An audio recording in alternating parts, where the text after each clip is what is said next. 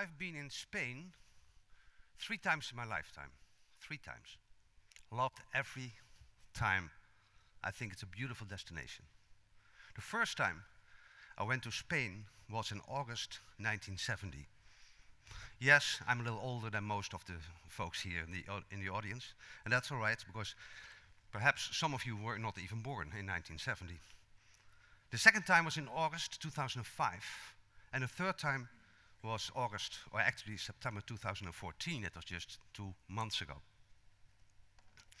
The first time in 1970, what happened was I was a 10-year-old boy, and my parents went to the local travel agency, sat at his desk, had a cup of coffee, shared the latest information about the kids, then talked about what the destination the family was going to visit.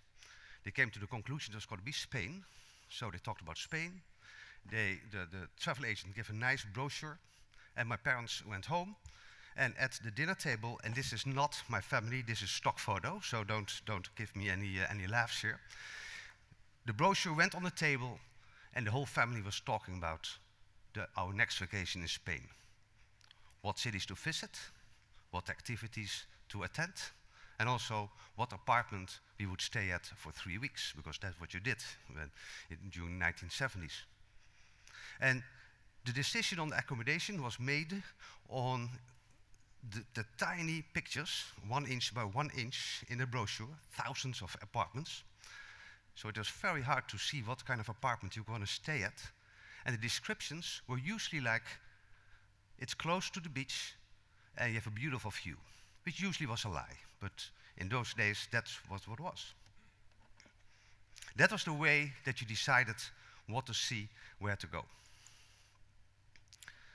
Move forward to 2005. Now, I have my own family, and everything was done on the PC. We looked at the destination, the cities, things to do. We made our hotel reservation, bought the air, bought the car rental. We printed out all the vouchers, etc., bought maps and guidebooks, and the whole family went into a car and drove through Spain, but everything was done on the PC. 2 months ago, I was in Spain again. Now, with my wife, not with the kids. And again, this decision where to go and what to do was made at the kitchen table, but now with a tablet. Everything what we wanted to do, wanted to see, was done on the tablet. And if we had a dinner during the time that we were talking about the destination decision, and we had dinner, for example, the mobile phone came out and we checked a lot of things on the mobile phone. Decisions were made there, and at home, the actual bookings were made on the PC.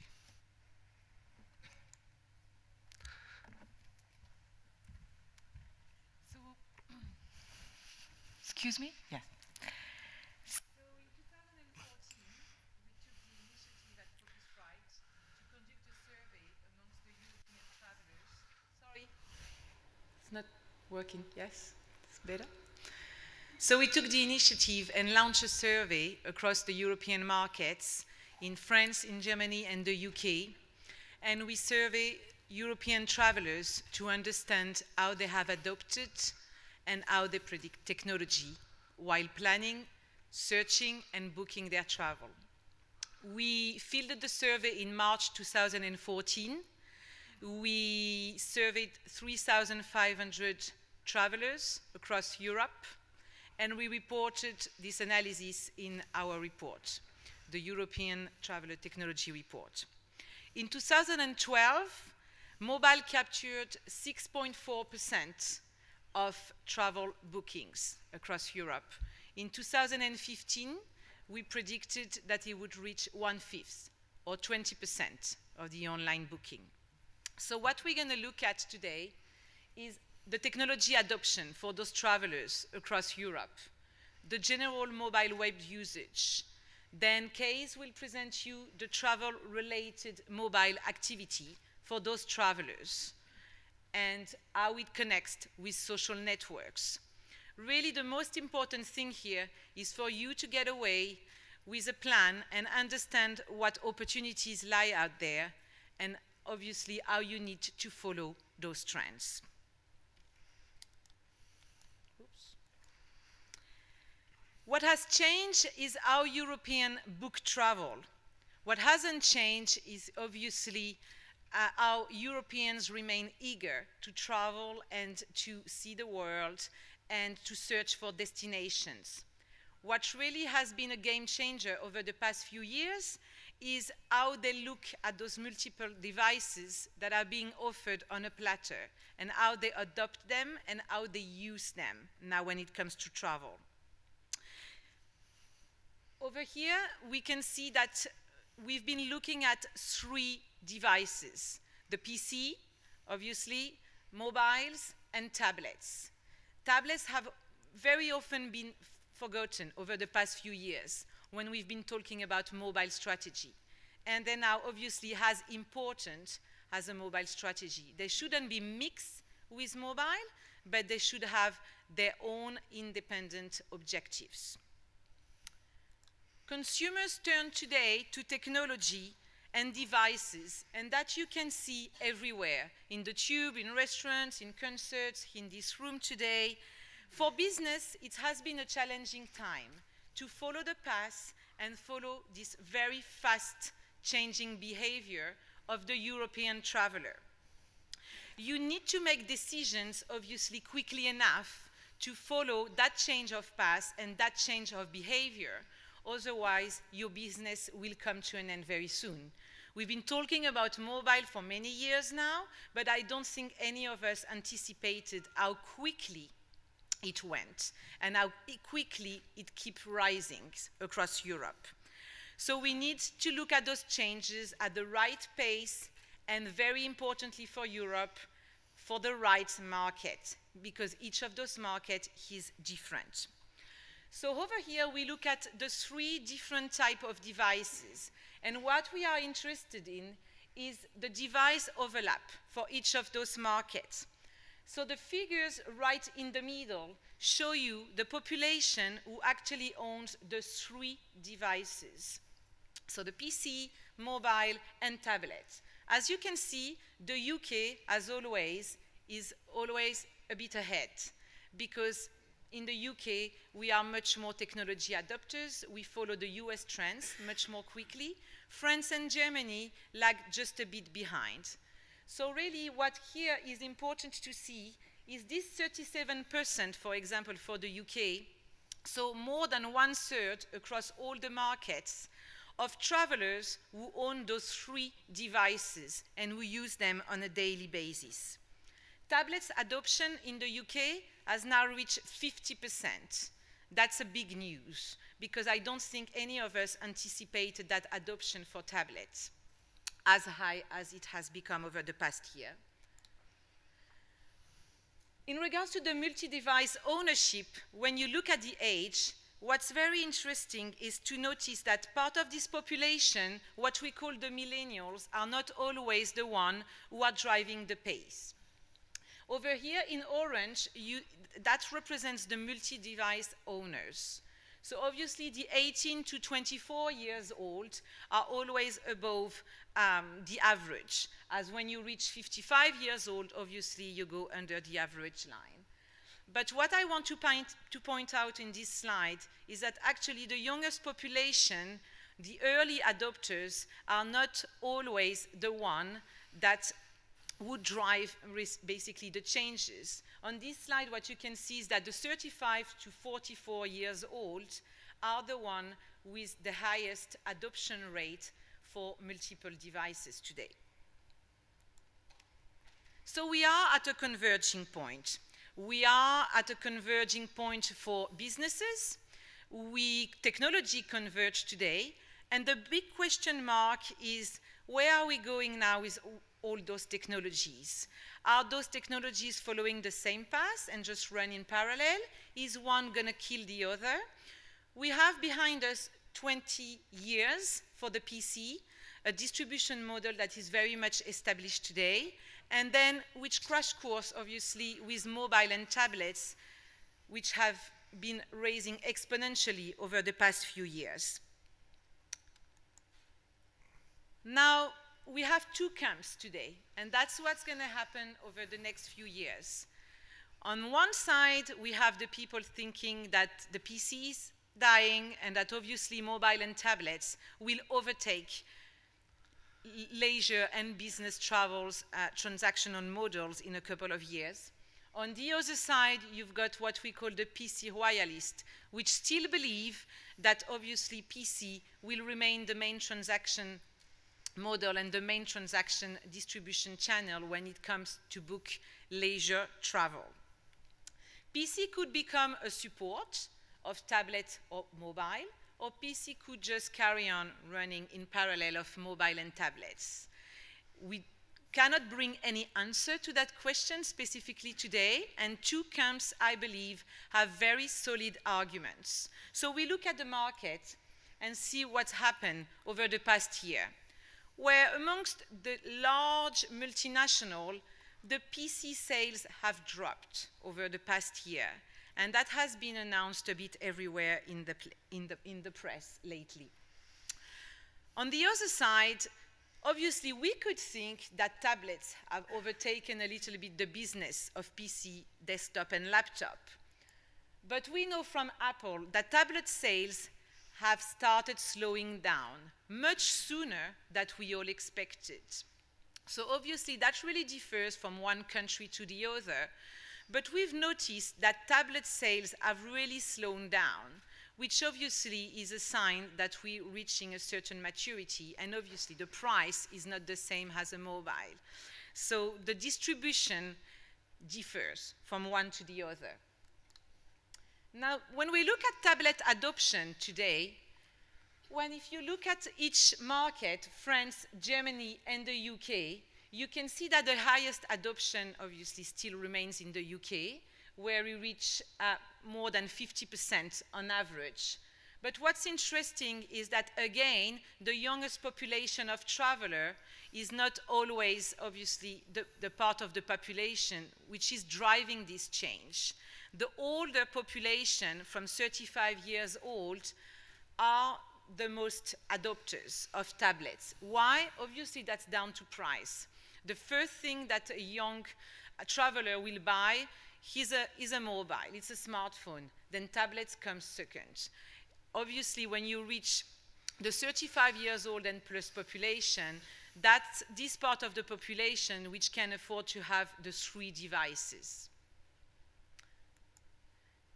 And it doesn't follow the same path. When you look at tablet adoption, what I will show you here is that the curve of the growth and the curve of adoption rate very differ from the smartphone. On the smartphone side, it follows the same path as any technology that is being released on the market. So the highest adoption rate by the youngest population, and then the more you go up with the age and the more you go down in terms of adoption, which is the case for the smartphone and across all the markets in Europe. Now, when you look at the tablet, the curve is really different. We're looking here at, obviously, travelers who search, shop, and buy online. So we've been looking at travelers who obviously already own one of those devices. So the young consumer here, as you can see, do not drive the adoption as they do on the mobile side. And for PC ownership, again, that differs. So if you look at the age group, again, based on our methodology, you can see that for the oldest part of the population, they own a PC for 100% of them, and that when you reach the youngest population, it's not always the case that a traveler will own a PC, a desktop or laptop. They might just be owning a mobile, which is sufficient for one part of the youngest population today. So looking at the ownership of web-enabled devices, here you have a layout of all devices that are being available today on the market. So what I can point out that you will see on this chart is that today the traveler is as likely to own a smartphone than a laptop. So we've reached a bridge situation.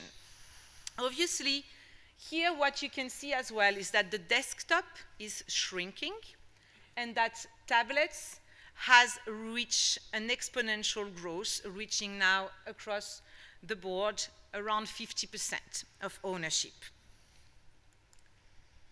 So today, what's really important is obviously to understand that young population, which is driving the change in the market. It's understanding their behaviors to understand how you need to drive your business tomorrow. It's understanding what they do with those devices on a day-to-day basis. How do they use it? What do they expect from it? How frequently they log in? Which device do they use for what? And based on that understanding, you will be able to define your development strategy and to push for one channel or the other. The time spent online for each device differs from the age category.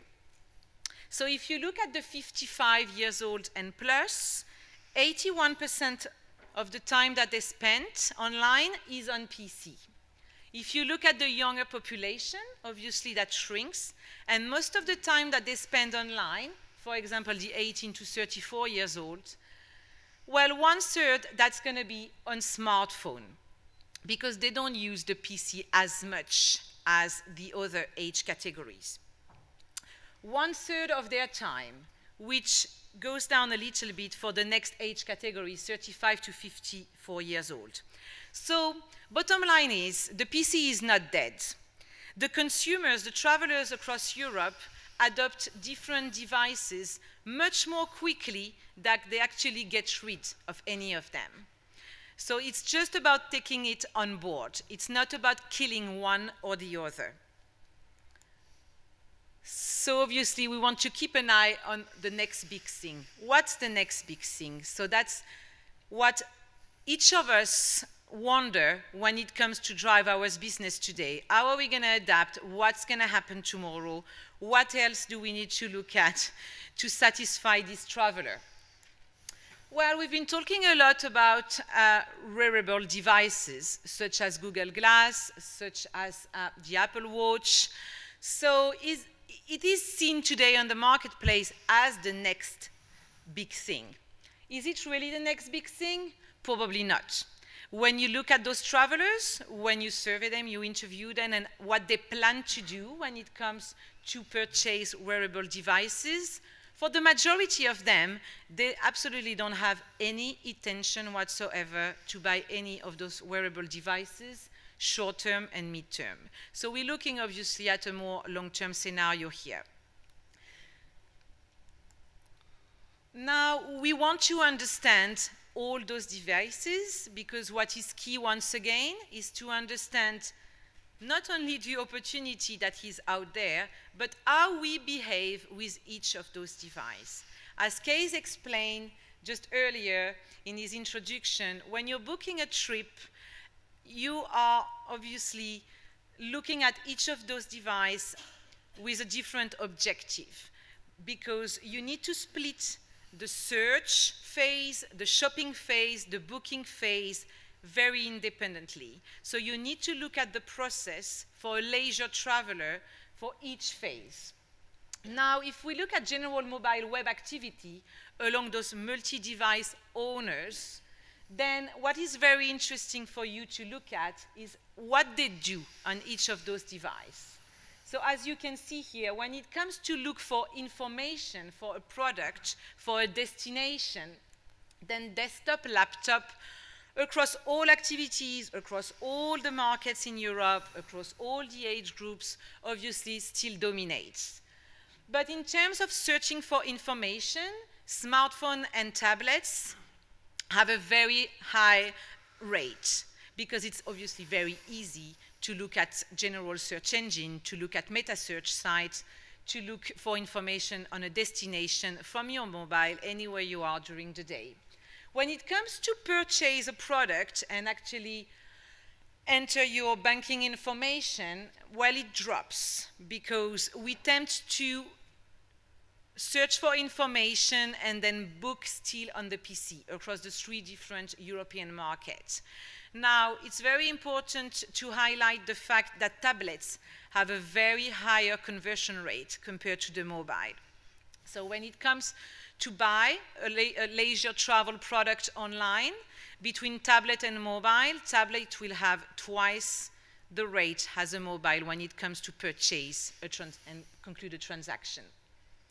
When it comes to connect online on social network, well, smartphone has definitely a very high penetration rate, and especially amongst the youngest population, because they connect on social network almost exclusively through their smartphones today, logging 10, 12, 15 times per day from their smartphone, no longer from a desktop. When it comes to watch movies, tablet has by far the highest rise across all the markets and across all the age groups. And when it comes to play games, well, it's more or less the same across the 3 different devices. Now, when we talk about comfort and how we feel for each of these activities, well, again, that all differs from one device to the other. We are very comfortable in Europe to look for information, to give some personal information now. Making purchase, it's another thing. The majority of the population still feel a bit uncomfortable in providing banking details through a smartphone or through a tablet. And also geolocation, enabling companies to locate where you are, is still a challenge, and it's still not well accepted across the European leisure traveler, which is a big challenge for travel companies across Europe, which is not the case in the United States. Because it's still a challenge and people really are not willing to locate themselves, it's obviously it prevents travel companies today to launch gaming, to obviously launch promotions through mobile and through tablets, which is the biggest challenge of any company in the room. So now we'll move on, obviously, that what will be the core of what you're looking for, travel-related mobile activity. Thank you. Yes, that's the next important question, of course. What does this mean for the travel industry? What does it mean for you? What does it mean for hotels and OTAs and travel agents and tour operators? So let's take a look at the percent of travelers that use a mobile device during the trip planning life cycle by age. And here we took the Germans and the British and everybody together from all the 3 countries. And you can see that blue, the top, is people that used a PC or an offline, or used offline to use the travel, make the travel decisions. And the bottom, yellow, is both the tablet and a mobile device. Yeah? So you can see that the millennials are very comfortable with using mobile devices for the travel planning, more than 50%. The older you get, as you can see, the people are more comfortable with using a PC, less comfortable with a mobile. Now that's important, because if you are a hotel or an OTA and you cater more to an older age group, that means that your marketing expenditures, your marketing investment, have to be more PC related than mobile related. And if you cater to a younger audience, obviously you have to spend more in the mobile area, be it a tablet or a mobile phone. So that was the first slide that looked at the total planning process. Now I would like to cut it into pieces. And we all know the life cycle, where you dream, you shop, you buy, you actually travel, and then you come back and you share. And I would especially look at 3 things. From left to right, the destination selection, then the shopping, and the booking. And here we're looking at travelers 55 and plus. And you can see that PC by far is the device that they are using for travel planning. Yeah? And less on mobile, which is the smartphone is the yellow, and green the tablet. Yeah? Clearly PC is king here. But at the same time, if you are a DMO, you can see that the destination selection for people 55 and over is 20%. So 20% of travelers actually use the mobile devices for the destination selection. You cannot just neglect that. So you have to pay attention, even for the older travelers, if you're a DMO, to the mobile devices. So let's take a look at the next age group, 35 to 54. And you can see the PC is a little bit less prevalent, but still is by far the number one. And you can see that the smartphone and the tablet are being used more often, both in the destination selection, in travel shopping, and in booking. And I would like to look again at the destination selection. And if you're a DMO, now you're looking at almost 40% of travelers are using their mobile devices in the destination selection. That's very important. So if you think that a mobile phone will never be used in researching a destination, then that's just a wrong conclusion. People are using the mobile phone and the tablet for the destination selection, and also for the travel shopping and for the booking. And we see the booking grow. I believe that Florence said 6% of travel is currently booked on a mobile device. And that's 2 years ago, or 3 years ago, that was 0%. So that's growing. That's something to really keep in mind.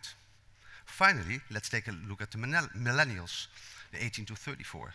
And you immediately see that the smartphone, the middle one, the yellow one, is way up.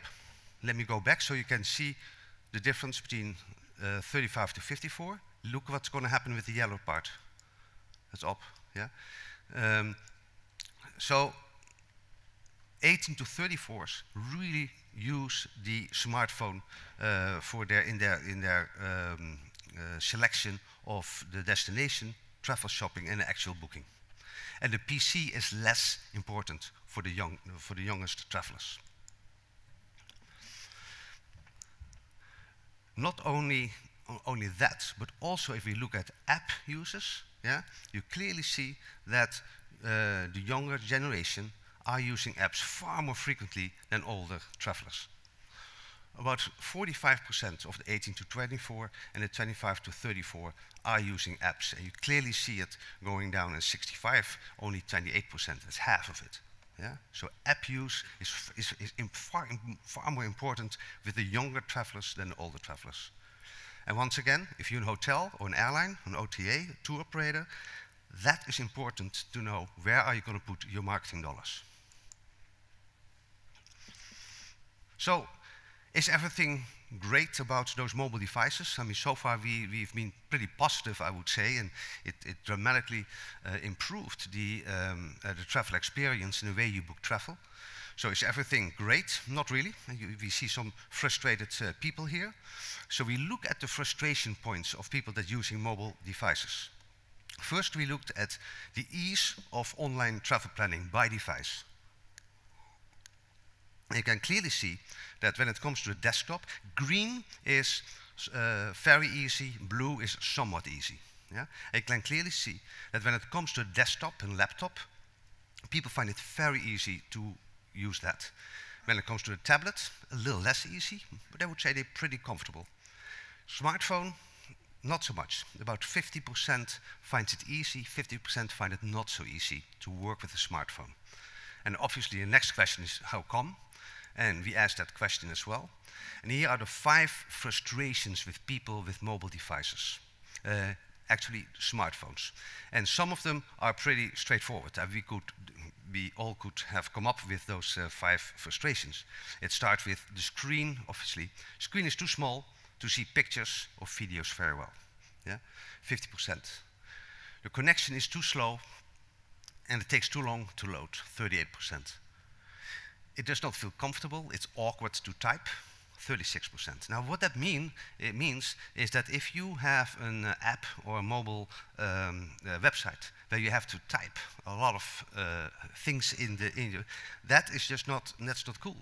You really would like to have an app or a mobile website where you just can click on possibility, or actually touch the certain possibilities rather than type it all out. I like to have multiple windows or apps open at once, and I can do that on my phone, 27%. And last but not least, the mobile websites or apps are not as useful as the ones I access on a computer. Again, not earth-shocking results, but it is important to know those frustration points when you talk to your client, be if you're in a hotel or an airline or an OTA. The next question is, so we know now when people are using their mobile devices and the PC, but what kind of things would they like to do on their mobile devices? What kind of websites? What kind of apps? What are they looking for? And here are the 5 things, travel website or apps used during mobile travel planning. Yeah? And on the top is search. Usually you start with search, right? You want to go somewhere and you start with, for example, Spain or sun and fun destination. So search on Bing or Google is by far number 1. Number 2, what people do with the mobile devices are travel review and website apps such as TripAdvisor. That's number 2. Number 3, OTA websites, so Expedia, Booking.com. Next is the travel provider websites, such as Marriott.com or BritishAirways.com. And number 5 is travel guide websites or apps, like Lonely Planet and From Us. So that's the top 5. But it's very interesting to see number 2, where when it comes to review websites, look at yellow. Those are the Germans. They don't like review websites so much. And the British love it. So we have 29% versus 52%. So a significant difference between those 3 countries. So let's not put everything on one heap and have the same strategies in Germany and the UK. You really have to clearly adopt particular strategies to particular countries. Also the OTAs, the OTA websites, you see that the Germans love that, 49%. And the British a little bit less, 41%. Yeah? Now, the next one is a little complicated, so please bear with me. Here we are looking at people that booked a hotel and booked air. First, let's take a look at the people that booked air. The shopping phase, you see quite some people are using their smartphone and tablet, 65 and 71%, right? So that's the shopping phase. But the actual booking phase, that they book, that it goes down to 26% and 35%. Now compare that with hotel. There you see that the shopping phase is a little lower than the shopping phase for air, yeah? 59 and 64%. But the booking phase is higher than air. It's 30 and 40 versus for air, 26 and 35. And we believe that's because air, to do the shopping on a mobile device, air is pretty simple. You have a departure date and you have a destination. Basically 2 variables. Yeah? Whereas the booking phase is a little harder because you have to enter a name, you have to sometimes enter a passport, nationality, etc. There's a lot of input, and that's bothersome.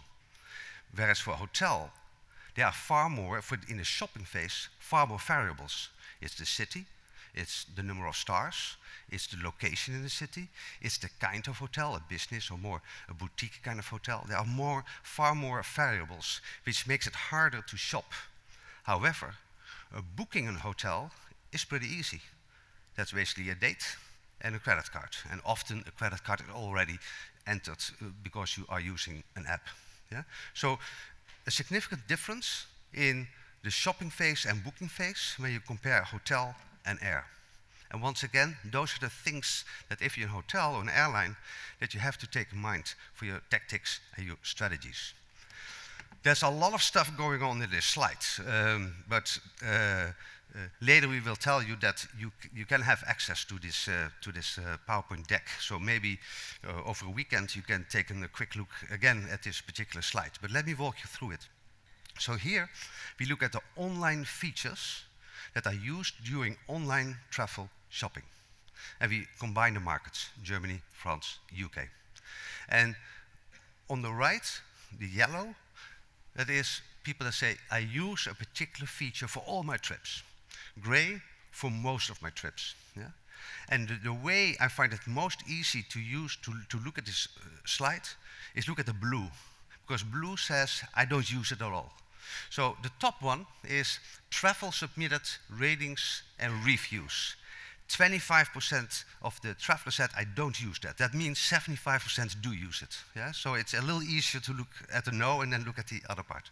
So that is very important, of course, that 75% of travelers are using review websites on mobile devices. The next, interactive maps that display lodging and attractions. 33% does not use it, which obviously means 66% is using it. Professional ratings reviews, so professional versus user-generated reviews. 39%, and let's say 40% is not using it, so 60% is using it. So we go down the list. Traveler submitted photos, 50% is not. Professional photos, also about 50. Traveler submitted videos, 50. And the last one, professional videos, 68% says, I'm not using that. I find that, by the way, very low, because we see a trend that more and more people are using video for their destination selection and to decide what they're going to do in a destination.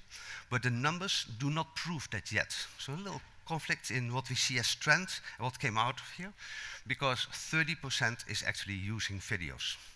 So I find it a little low, but that's what came out of the survey. Finally, I would say a few things about social network when it's related to mobile. I would like to start with sharing. Sharing while you're on vacation or when you back home. And you can see that when you can share on social networks, 40%, and now we add a US number because it's so different than the European number. That's the reason why we added here the US number. 40% of US travelers share on social networking websites, and a lot less is the case for Europeans. As you can see, 18% for Germans, 22% for French, 29% for British. So that's sharing of the experience via a mobile device, and in this case on a social networking device. So let's put all the others in here. It's getting a little busy, I give you a warning. So the first one I'm actually very happy about. That is personal conversation. It still exists. So it's not only mobile. There's still people talking to each other or calling each other and sharing the travel experience. Yeah, that's number one. Number two, by email.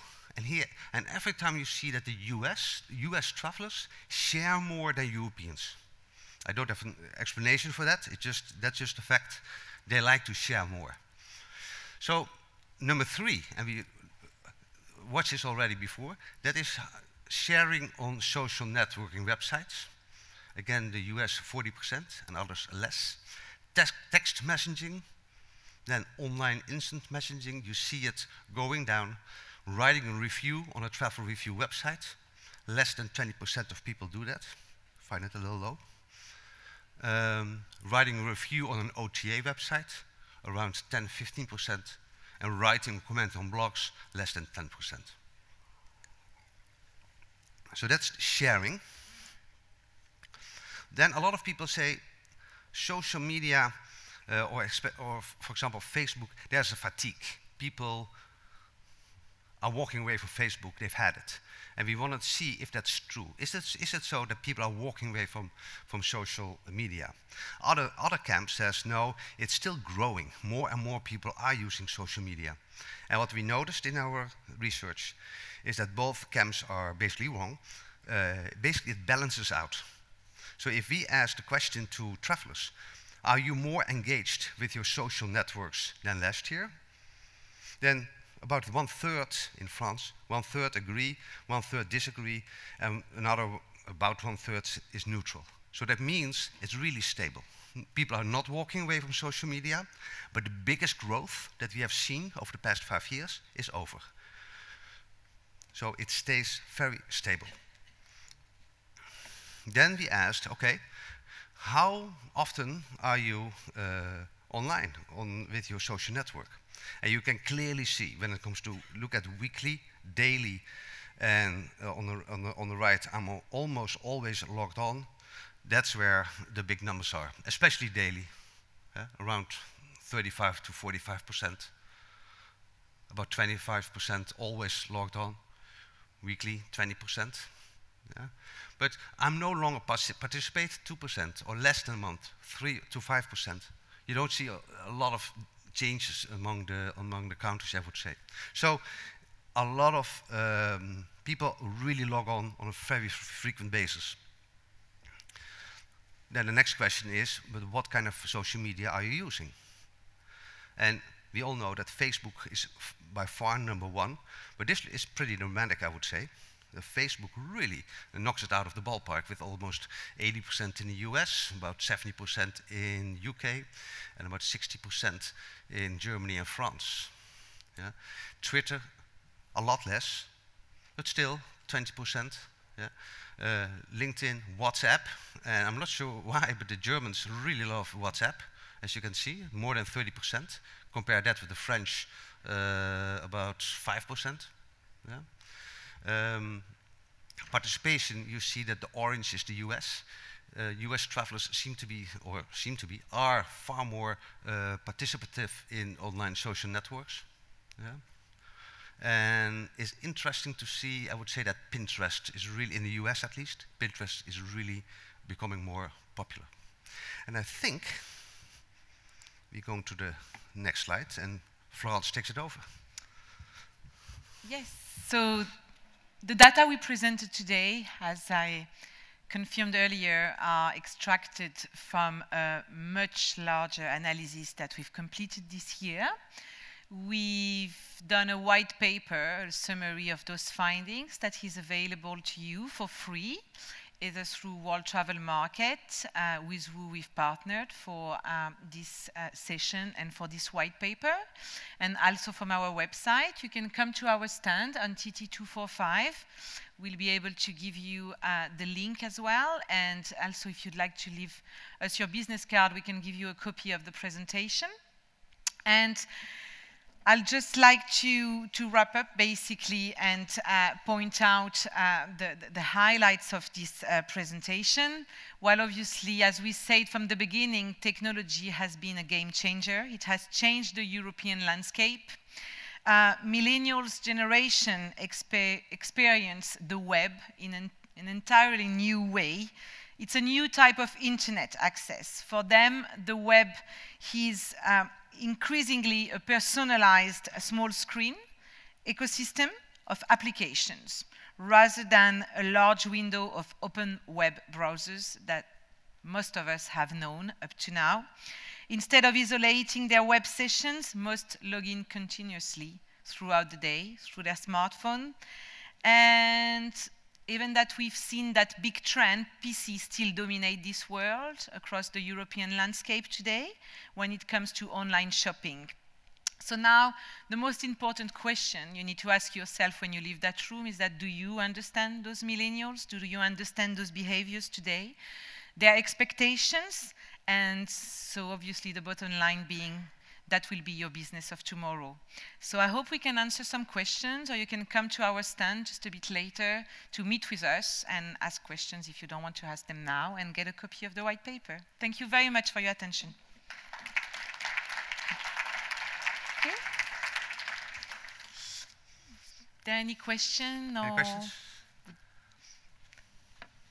Thank you. We'll be here for the next 10 minutes, and we'll be at the stand if any of you want to stop by.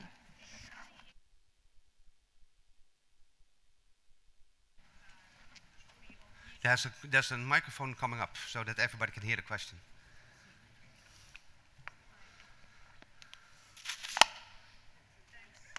I'm not sure if it's on. Hello. Hi. Thanks. It was really, really interesting. I'm Wenru from flight.com, which is a meta search flight booking site. And I've got one question about mobile app and mobile sites. Obviously, for mobile app, you need to download and use it. But mobile site will be kind of another website, but on the mobile device. So I'm just interested in knowing if more people would choose to use mobile app rather than go to the mobile sites, or more people would actually prefer to download mobile apps. I give two answers. One, it depends on age, and the second answer, it depends what they're doing. For example, a TripAdvisor app is really handy because wherever you go, you always can use the TripAdvisor app. But if you're considering to go to Munich or to London, yeah, and it only happens once, not sure if, and you're in the destination selection phase, for example, at that moment the mobile app might not be as interesting as the TripAdvisor. So, and we saw in our research that the younger the traveler is, the more they like an app versus mobile website. I'm not sure if you have anything to add to this. No, I agree to the statement. So the answer is it depends. We have a lot of research about this, by the way. So if you would like to dig a little deeper in this, I gladly talk to you. It really differs as well. It really depends on the segment you're looking at and the product you're looking at as well. When it comes.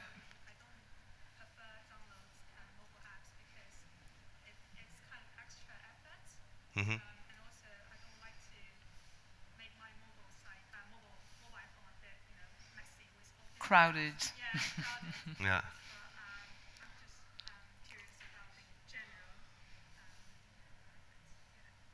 Thanks. All right. Any other questions? No? All right. Thank you very much. Appreciate it. Thank you.